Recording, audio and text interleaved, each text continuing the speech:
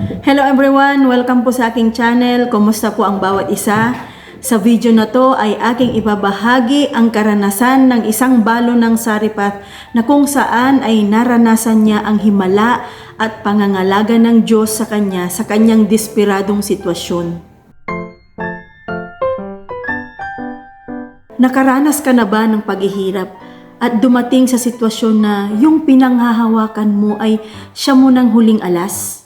At kung nawala ito ay tapos na, wala na, kung baga ay endgame na para sa'yo. At dahil sa desperadong sitwasyon ay dumating ka sa puntong nagtatanong ka sa Diyos, does God really care for me? Alam ba niya yung aking sitwasyon? Kung nakakaranas ka o dumadaan ka sa desperadong sitwasyon ngayon, para sa'yo ang video na to. 1 Kings 17 verses 8 to 16, Elijah and the widow in Sarepta. Then the Lord said to Elijah, "Now go to the town of Sarepta near Sidon and stay there. I have commanded a widow who lives there to feed you." So Elijah went to Sarepta, and as he came to the town gate, he saw a widow gathering firewood. "Please bring me a drink of water," he said to her. And as she was going to get it, he called out, "And please bring me some bread too." She answered, "By the living Lord your God, I swear that I don't have any bread. All I have is a handful of flour in a bowl and a bit of olive oil in a jar.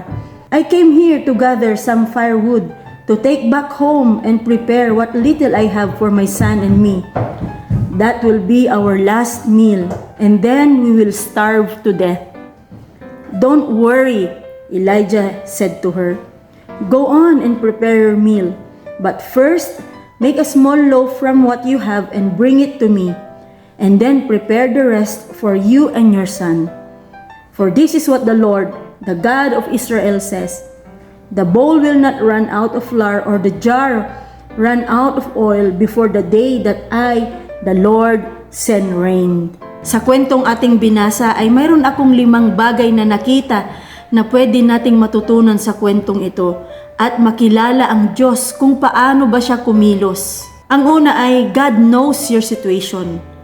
Sa panahong yon ay nagkaroon ng tagtuyot dahil walang ulan ng matagal na panahon. At dahil ito sa pagdideklara ni Propetang Elijah na walang ulan sa 2 o 3 taon na yon. Kaya nagkaroon ng tagtuyot sa nayon na kung saan nakatira ang balo.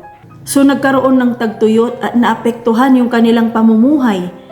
Ganun na din ang balo na maaaring sa panahong yun ay naghihirap na siya, pero dahil nga sa tagtuyot ay mas lalo pa siyang pinahirap ng sitwasyon. Kaya ganun na lamang yung pagkasabi niya kay Propetang Elijah nang humingi siya ng maiinom at pagkain, na sabi niya na huling hapunan na nila yun at pagkatapos nun ay pwede na silang mamatay. Kumbaga ay tinanggap na ng balo ang kanilang sitwasyon na yun na yung last meal nila ng kanyang anak. Batid kaya ng Diyos ang kanilang sitwasyon? Nakikita kaya niya ang kanilang paghihirap? Mababasa natin sa 1 Kings 17 verse 9 na batid ng Diyos, alam ng Diyos ang nangyayari sa kanila. Hindi niya nakalimutan o kinakalimutan ang balong ito at ang kanyang anak. Kaya nga pinadala niya ang propetang si Elijah upang matulungan siya. Batid ng Diyos ang pinagdaraanan mo. Hindi lingid sa Kanya ang iyong pagtitiis, ang iyong pagpapagal, ang iyong paghihirap. Hindi Kanya kinakalimutan. Kapag alam ng Diyos ang nangyayari sa iyo, ano man yung mga kaganapan na pinagdadaanan mo, ibig sabihin, yung atensyon ng Diyos ay nasa sa iyo. Naririnig niya ang daing ng iyong puso. Nakikita niya ang iyong mga pagluha. Naririnig niya ang iyong paghingi ng tulong sa Kanya. At kung alam ng Diyos ang lahat ng nangyayari sa iyo, ibig sabihin, there is hope in your desperate situation. Sabi nga nila, habang may buhay, may pag-asa. Habang sa Diyos nakatuon ang iyong pag-asa, habang mayroon ka pang pinanghahawakan, ay mayroon kang pag-asa. Sa sitwasyon ng balo ng Saripath, yung kakarampot na flour o harina at mantika ang kanyang pinanghahawakan na pag-asa. Ito yung nagbigay ng panandalian nilang pagkaibsan ng kanilang gutom. Yung kanyang aandap-andap or nangihina ng pag-asa ay nabuhay muli, nagkaroon ng kalakasan dahil sa pagdating ni Propetang Elijah na siyang nagbigay daan upang magmilagro ang Diyos sa kanya. Kung ang pag-asang na yan na iyong pinanghahawakan ay nakatuon sa Diyos, ito ay may katugunan. Hindi ka bibiguin ng Diyos, siya ay tapat at matulungin. Tutulungan ka niya, gagawa siya ng paraan upang ikaw ay makalaya, makahulagpos, makalampas dyan sa desperadong sitwasyon na nararanasan mo ngayon. Ang pag-asa na yan na pinanghahawakan mo ang magdadala sa iyo sa kasagutan ng Diyos. Ito ang magpapalakas sa iyo ng loob upang ikaw ay magpatuloy to keep on living, to keep on hoping until na makita mo yung katugunan, kasagutan o yung pagkilos ng Diyos sa sitwasyon mo. Your obedience unlock God's blessings. Makikita natin yan sa 1 Kings 17 verse 15. So inutusan ng Diyos si Elijah upang pumunta sa lugar ng Sarepta at mayroong balo na magpapakain sa kanya. So siya ay sumunod. At ganon din nang sinabihan ni Elijah ang balo na gawan siya or lutuan siya ng tinapay at bigyan siya ng inumin, ay siya rin ay sumunod at doon nga nangyari ang himala or milagro ng Diyos. Dahil sa pagsunod ni Elijah at ng balo ay nabuksan ang pagpapala ng Diyos. Nagkaroon ng himala sa kanilang sitwasyon. Minsan may mga ginagawa ang Diyos or may gusto siyang gawin sa buhay natin na hindi natin maintindihan. Minsan it's out of ordinary. Kaya tayo ay nagtataka, nagtatanong kung ito ba talaga ay galing sa Diyos or sa sarili ko lang. But when we obey what God is saying, there we will experience the blessings of God na nais niyang iparanas sa atin. Kung kilala natin ang Diyos at tayo ay nagtitiwala sa Kanya, kumpiyansa tayo sa ating sarili na batid niya, alam niya lahat ng nangyayari sa atin. At kung ano man yung pinapagawa niya, ano man yung inuutos niya sa atin, ay atin itong susundin. Dahil alam natin na yun yung pagkilos ng Diyos sa buhay natin at mayroon siyang magandang bagay na gagawin sa sitwasyon natin. Ang Diyos ay kumikilos sa parehong mga tao na gagamitin niya bilang instrumento upang tumanggap at magbigay ng pagpapala na nais niyang ibigay. Kaya, obedience will unlock God's blessings. I believe na kung hindi sumunod ang balo kay Elijah na dahil marahil ay iniisip niya na naghihirap na nga sila o kaya wala na nga silang makain, yun na nga yung huli nilang pagkain at mamamatay na sila, ay I think hindi niya mararanasan yung pagpapala or milagro ng Diyos na nais niyang iparana sa kanya. Pero mabuti na lang at siya ay sumunod. Pinili niya pa rin na magbigay. Pinili niya pa rin na sumunod sa sinasabi ni Elijah at yun ang nagbigay ng daan upang maranasan niya ang pagpapala, ang milagro ng Panginoon. Kung mayroon mang nais ipagawa sa iyo ang Diyos at alam mo sa puso't isipan mo na ito ay galing sa Kanya, huwag ka nang magpatumpik-tumpik pa. Huwag mo nang ipadelay, gawin mo na upang maranasan mo ang pagpapala na nais na ibigay ng Diyos sa iyo. The next one is, your lack is not a hindrance to help others. Ang iyong kakulangan ay hindi hadlang para makatulong ka sa iba. Makikita natin yan sa 1 Kings 17 verse 12.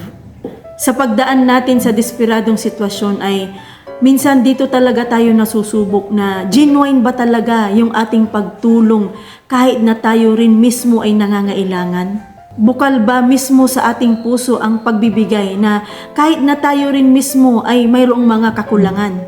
Makikita natin sa kwentong ito ang magandang ginawa ng balong ito na sa kabila ng kanyang kakulangan ay pinili niya pa rin magbigay. Huwag nating hayaan na kung ano yung kakulangan natin ay yun pa ang maging hadlang na hindi tayo makatulong sa iba, na marami tayong nagiging rason na ay wala ako nito, hindi ako pwede niyan, o kaya ay wala akong maibigay. Hindi lang naman limitado sa financial or physical or material na tulong ang pwede nating maibigay. Kung ano yung nasa sayo, kung ano yung nandyan na available na resources mo, ay pwedeng maging daluyan ng pagpapala sa iba. Pwedeng magamit ng Diyos o ikaw mismo ay pwedeng maging instrumento sa kabila ng iyong kakulangan upang maging pagpapala sa iba. So don't let your lack hinders you to help others. At panghuli is God is faithful to meet all your needs. Makikita natin yan sa 1 Kings 17 verse 14. Ang Diyos ay tapat at mabuti at ibibigay niya ang lahat ng ating mga pangangailangan. At napakarami niyang kaparaanan upang ibigay ang mga pangangailangan na yon. Gumagamit siya ng mga ibang tao upang maging instrumento ng kanyang pagtugon sa iyong mga dalangin, kanyang pagtugon sa iyong mga sitwasyon na nahihirapan ka. Minsan ay ikaw rin mismo ang gagamitin ng Diyos, sa iyo rin mismong kalakasan at karunungan, of course with His help, upang matugunan yung panalangin mo sa Kanya. Minsan din naman ay tayo rin yung nagiging hadlang upang hindi makadalo yung pagpapalang nais ibigay niya sa iyo o sa ibang tao. Kaya mahalaga na maging bukas ang ating puso at ating mga palad upang maging malaya na makakilos ang Diyos sa ating sitwasyon at tayo rin mismo ay maging daluyan ng pagpapala para sa iba. Hayaan natin na kumilos ang Diyos sa buhay natin. Huwag natin siyang limitahan or huwag natin siyang pigilan sa nais niyang gawin sa buhay natin or sa pamamagitan natin. Magpatuloy lang tayong magtiwala sa Kanya at gawin yung ating part at makikita natin yung pagkilos ng Diyos. Sa pangwakas, makikita natin na God cares for us. Alam niya ang lahat ng nangyayari sa atin at handa siyang tumulong para tayo ay makalaya, magtagumpay, para tayo ay makahulagpos sa desperadong sitwasyon natin. Naway may maiwan na magandang aral ang ibinahagi ko sa video na to at dalangin ko na maranasan mo ang Diyos na siya ay laging nandyan karamay mo dahil God cares for you. God bless you.